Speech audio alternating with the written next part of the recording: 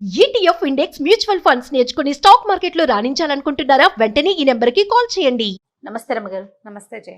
రమ్మగారు, మనము బౌద్ధ జాతక కథలు కొన్ని చెప్పుకున్నాం. అలాంటి కథ ఏదైనా? ధర్మపథం కథలని పుస్తకం కూడా ఒకటి ఉంది. అవును, బాగుంటుంది. మంచి మంచి కథలని కొన్ని కథలు చెప్పాం కదా మనం.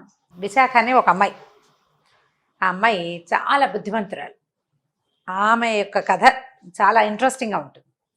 ఈ విశాఖ చాలా ధనవంతుడైన ఒక అత్యద్భుతమైన వ్యాపారవేత్త కుమార్తెట. పిల్లకి 15 ఏళ్ళు వయసు ఉన్నప్పుడు ఒక చోటకి దీనికి వెళ్ళారు, జాతర లాంటిది చూడడానికి వెళ్ళారు. ఆమె స్నేహితురాళ్ళు అందరూ చెరువు దగ్గర ఏదో జాతర జరిగింది. జరిగేసరికల్లా జాతర అయిపోయింది, తిరిగి వస్తున్నారు. వస్తుంటే వాన వస్తుందట. వాన వస్తుంటే అందరూ పరిగెత్తారు. ఆ అమ్మాయి నడుస్తూ తడుచుకుంటూ వచ్చింది. అక్కడ ఒక పెద్ద మందిరం లాంటిది ఉంది, అంటే తలదాచుకునేందుకు. ఆ మందిరంలో కొంతమంది బ్రాహ్మణులు వాళ్ళంతా నుంచున్నారు. రా తొందరగా రా, తడిసిపోతున్నామని కేకలు పెట్టారు. కానీ అమ్మాయి రాలా, నడుచుకుంటూనే వచ్చింది.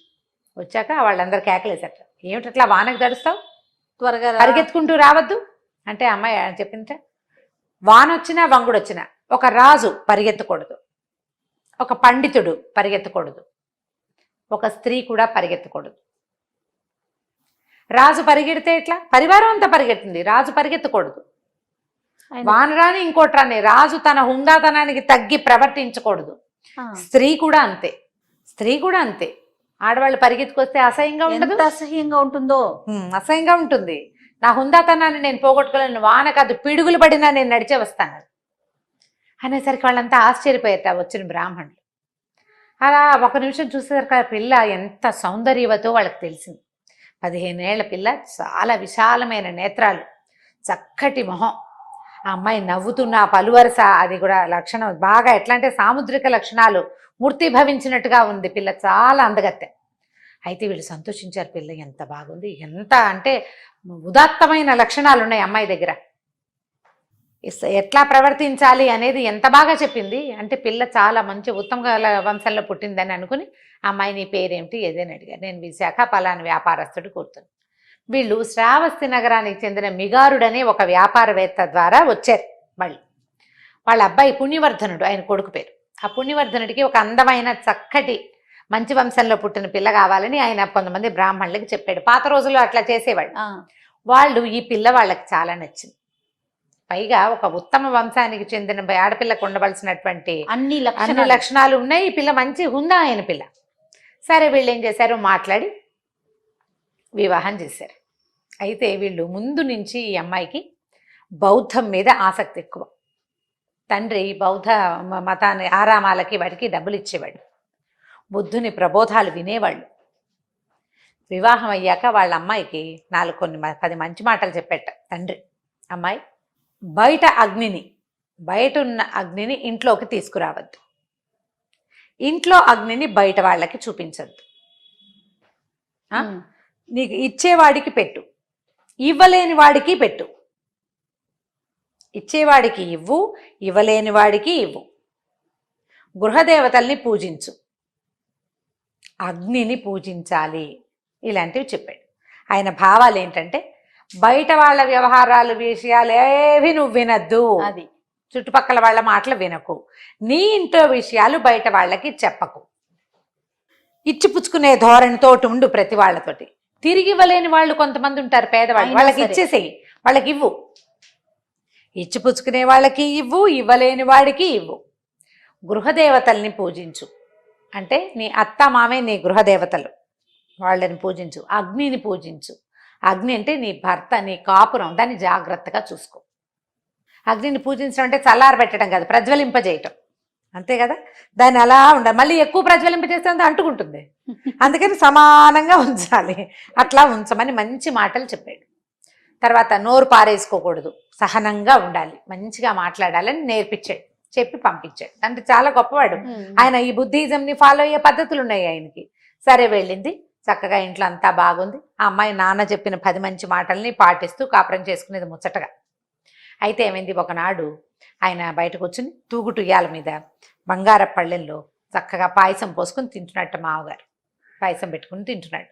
ఈ అమ్మాయి పక్కన నిలబడి విసిన కర్ర పెట్టి విసురుతోంది. విసురుతుంటే బౌద్ధ భిక్షువులు కొంతమంది వచ్చారు. ఈ బుద్ధిజం కాకుండా జైనిజము అలా ఇంకా ఏవో కొన్ని ఇజంలు ఆ కాలంలో ఉండేవి. ఈయనకి బుద్ధిస్టులు అంటే ఇష్టం లేదు. మామగారికి ఆహా, ఈ అమ్మాయి బుద్ధిజం వినేది కానీ ఆ బౌద్ధపు ఆడవాళ్ళు ఏమి వాళ్ళ ఇళ్లలో లేవు. వాళ్ళు అవి వింటారు మంచి మాటలు అంతే. అయితే ఈ వచ్చిన బౌద్ధ భిక్షువులు దానం కోసం వచ్చారు. భిక్షకు వస్తారు కదా భిక్షువులు. వచ్చేసరికల్లా ఈ పిల్ల విసినకర పెట్టి విసురుతూ ఏమందంటే మా మామగారు 3 రోజుల నాటి చద్దన్నం తింటున్నాడు, చద్దిన పాసిపోయిన అన్నం తింటున్నాడు, ఆయనకే లేదు నీకేం పెడతాడు భిక్షు అంది. ఈయన ముందు బౌద్ధ భిక్షుని లేదు వెళ్ళండి అన్నాడు. వెంటనే అమ్మాయి ఈ మాట ఈయనే పాసిపోయిన అన్నం తింటున్నాడు, ఇంకా నీకేం పెడతాడని సరికి ఆయన ఒళ్ళు మండిపోయింది. దీని దుంపదేగా కావాలని పిల్లలు తెచ్చుకుంటే బంగారపు ఉయ్యాల్లో కూర్చున్నారు, బంగారపు కంచం ఉంది, వేడి వేడి పాయసం పొగొస్తోందని విసురుతోంది పక్కన నుంచి. ఇంత మాట అంటుందా, ఇంత మాట అంటుందా? మామగారిని పట్టుకు ఒళ్ళు మండిపోయింది ఆయనకి. వాళ్ళు వెళ్ళటం ఏమిటి రైమని లేచాడు ఈయన. ఎంత పొగరు నీకు, ఇట్లా మాట్లాడతావా?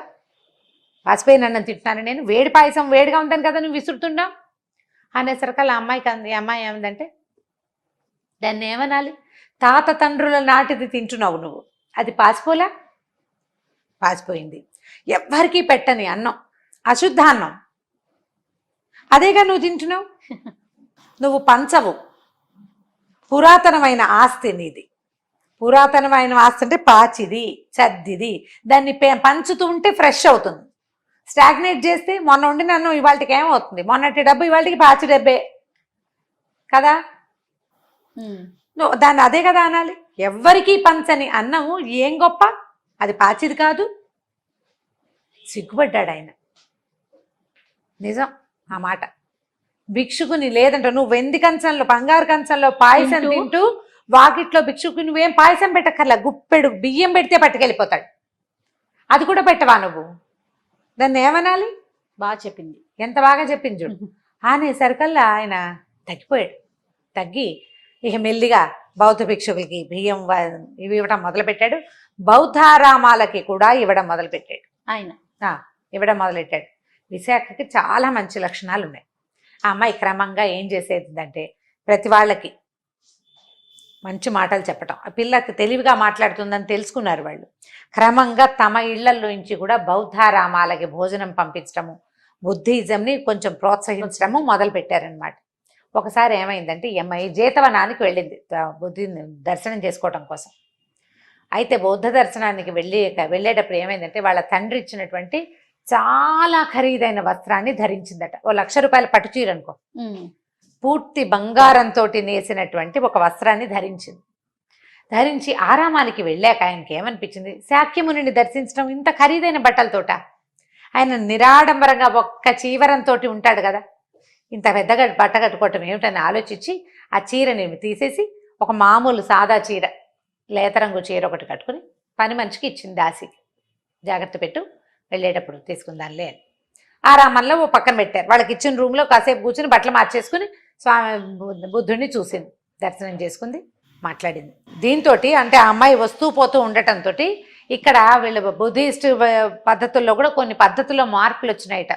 వీటి కోసం పోట్లాడకూడదు, వీటి కోసం మార్చకూడదు, ఇలా చేయాలి అని ఆ అమ్మాయి తన తెలివితేటలు ప్రదర్శించేది అక్కడ కూడా.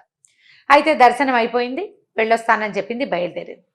ఇంటికి వెళ్ళే దారిలో పనమ్మాయి గుర్తొచ్చింది. అమ్మ మర్చిపోయిన మీ పట్టుచీర అక్కడే వదిలిపెట్టానమ్మా అంతే అనేసరికల్లా వెనక్కి పంపించింది. నువ్వు ఒక పని చేయి, ఇది గనక ఆ వస్త్రాన్ని ఆనందుల వారు తీస్తే అక్కడే వదిలిపెట్టొచ్చే, ఎవరు ముట్టుకోకపోతేనే నా చీర పట్టుకురమ్మని. పని మనిషి వెనక్కి వెళ్ళి ఆనందుడు అంటే ఈ బుద్ధిస్టు దీన్ని అంటే ఆరామాన్ని నడిపే ఆయన అనమాట. ఆయన అప్పటికే అది చూశాడు, చూసి బుద్ధుడికి చూపించాడు, బుద్ధ భగవానుడికి. ఆయన ఏమన్నాడు, విశాఖది అయి ఉంటుంది, వెనక్కి వస్తుందిలే తీసుకోవడానికి, ఇంత ఖరీదైంది ఆమెదే అయి ఉంటుంది, ఇచ్చేయండి అన్నాడు. పని అమ్మాయి వెళ్ళి చూసేసరికల్లా ఆ చీర ఆనందుల వారి చేతిలో ఉంది. చెప్పేసరికల్లా విశాఖ మళ్ళీ వెనక్కి వచ్చింది. మీరు ముట్టుకున్నారు కాబట్టి ఈ వస్త్రం నేను తీసుకోను, మీరు మీ చేతిలోకి వస్తే అది ఆరామానిదే, ఆ వస్త్రం నేను తీసుకోనని. ఏం చేసుకుంటారు ఆరామం వాళ్ళు ఆ వస్త్రాన్ని? అయితే ఈ వస్త్రాన్ని అమ్ముదాం, దాంతో వచ్చిన డబ్బుని ఆరామానికి ఉపయోగించుదాం. చాలా ఖరీదైన వస్త్రం. అంత ఖరీదైన వస్త్రాన్ని కొనడానికి శ్రావస్తిలో ఒక్క స్త్రీ ముందుకు రాలేదట. అంత ఖరీదు, అంత డబ్బులున్న అమ్మాయి. అయితే ఆ వస్త్రాన్ని తన తండ్రి ఏ రేటు కొన్నాడో ఆ రేటుకి విశాఖే కొనుక్కుంది. ఆ డబ్బు మొత్తాన్ని ఆరామానికి ఇచ్చిందట. ఇచ్చి ఆరామాన్ని చాలా పెద్దది చేసింది. అయితే ఇలా ఆరామానికి ఇంత దానం చేసింది విశాఖ అని అందరూ వేణేళ్ళు పొగుడుతుంటే, ఇందులో సగం పుణ్యాన్ని నా పని మనిషికి ధారాదత్తం చేస్తున్నానని చెప్పింది. పని అమ్మాయి కనుక అక్కడ మర్చిపోకపోతే ఈ పేరు వచ్చేది కాదు నాకు, నేను ఈ ఆలోచన చేసేదాన్ని కాదు. కాబట్టి ఏ పని మనిషి అయితే ఆ వస్త్రాన్ని అక్కడ మర్చిపోయిందో ఆమెకి ఆ పుణ్యంలో సగభాగాన్ని ఇచ్చిందట విశాఖ. భలే అద్భుతంగా అనిపిస్తుంది కదా. అక్కడి నుంచి ఏం చేసింది, ఇదే కాకుండా శ్రావస్తి నగరం నుంచి తన ఇంటికి పుట్టింటికి వెళ్లే దారిలో ఉన్న అడవిలో కూడా ఒక బౌద్ధారామాన్ని కట్టించింది. అక్కడ పూర్తిగా విశాఖవే పద్ధతులు. ఆహారాన్ని వృధా చేయకూడదు, భిక్ష ఈ రోజుకి సరిపడా వస్తే ఇక మళ్ళీ వెళ్ళకూడదు, భిక్షుకుల వస్త్రాలు పద్ధతి వాళ్ళు చేసేవి అన్నిట్లలో కూడా అంతకు ముందుండే పాతకాలపు ధోరణి కాకుండా చక్కటి పద్ధతులతోటి ఏర్పరిచిందట. ఈ విశాఖ గురించి ఎంతో అద్భుతమైంది ఈ అమ్మాయిని చాలా బుద్ధ భగవానుడు మెచ్చుకునేవాడట. ఆమె కట్టించిన ఆరామంలోనే ఆయన తాలూకు ఈ మొత్తం దాంట్లో 6 వర్ష ఋతువులు ఆరామంలోనే గడిపారట బుద్ధ భగవానుడు. విశాఖ చేయించినటువంటి ఆరామంలో 6 వర్షాకాలాలంటే 6 సంవత్సరాల పాటు ఆయన ప్రతి సంవత్సరం వర్షాకాలము అదే ఆరామంలో ఉండేవాడనమాట. ఆవిడ శ్రావస్తి నగరంలో చాటించి వర్షాకాలంలో భిక్షువులు భోజనానికి బయటికి రాలేరు కాబట్టి వానలు కదా, అవునవును, గొడుగు పుచ్చుకుని రావాల్సి వస్తారు, మధ్యలో పడిపోయేవారు, ప్రమాదాలు జరిగేవి. అందుకని ప్రతి ఇంటి వాళ్ళు రోజుకొకళ్ళు భోజనం పంపించాలని ఏర్పరిచి పెట్టిందట. వర్షాకాలం మొత్తం వర్షాలు తగ్గాకే భిక్షువులు భిక్షకు వస్తారు. ఆ భిక్ష కూడా మీరు ఎంత ఇవ్వగలిగితే అంతా అక్కడికి పంపించండి అని చెప్పి వీళ్ళు బళ్ళల్లో వేసి ఒక బండి ఇచ్చి పంపించేస్తే సరిపోతుంది. ప్రతి భిక్షువు భిక్షకి రాకుండా అట్లా విశేషమైన ఏర్పాట్లు చేస్తట. బుద్ధ భగవానుడు ఎంతో మెచ్చుకునేవాడట విశాఖను. విశాఖ కథ ఈ ధర్మపదం కథల్లో ఒకటి చెప్తారనమాట. ఆ అమ్మాయికి ఇలాంటిది ఎట్లా వచ్చింది, తండ్రి నేర్పాడు కొంత. తండ్రి నేర్పిన మాటలని చాలా మటుకు ఆ అమ్మాయి పాటించింది. తండ్రి గీసిన గీతలు దాటాల, ఒక్కసారే దాటింది. మామగారి పట్ల దురుసుగా మాట్లాడింది అంతే. ఆ ఒకసారి తప్ప ఎప్పుడూ ఆ అమ్మాయి అట్లా ప్రవర్తించలేదు. కేవలము ఆ భిక్షుకుల్ని కేకలేశాడు ఆయన భిక్షువుని, అందుకని చెప్పింది కానీ అంతకంటే కాదు. ఇలాంటి కథలు ఎందుకు చెప్పుకుంటామంటే, తండ్రులు మంచి మాటలు చెప్పాలి కూతుళ్ళకి, తల్లులు కాదు. తండ్రి చెప్పాలి, తల్లులు పని నేర్పించాలి. తండ్రులు చెప్పిన మాట బాగా వింటారమ్మా అమ్మాయిలు. అవునండి, మంచి మాటలు చెప్పాలి. సరి అయిన ప్రవర్తన, అమ్మ ఇలా చెయ్యి ఇలా చెయ్యొద్దు అని నాన్న చెబితే కూతురు వింటుంది. వాళ్ళ వల్లే సంసారాలు బాగుంటాయి. ఆమె పేరు ఇప్పటికీ బౌద్ధ జాతక కథల్లో వినపడుతుంది చూడు. ఇవాళ మనం కూడా చెప్పుకున్నాం, చాలా బాగుంటుంది, మంచి కథ. చదివినప్పుడల్లా భలే సరదా వస్తుంది నాకు. ఆ కాలంలో కూడా ఇట్లాంటి పద్ధతులు ఉన్నాయి అని అనిపిస్తుంది. పద్ధతులు ఉండటం ఒక ఎత్తు అయితే తను పాటించాలి, అదే అమ్మాయి పాటించింది. అవును, చాలా బాగుంది రమ్మగారు. నమస్తే అండి. నమస్తే.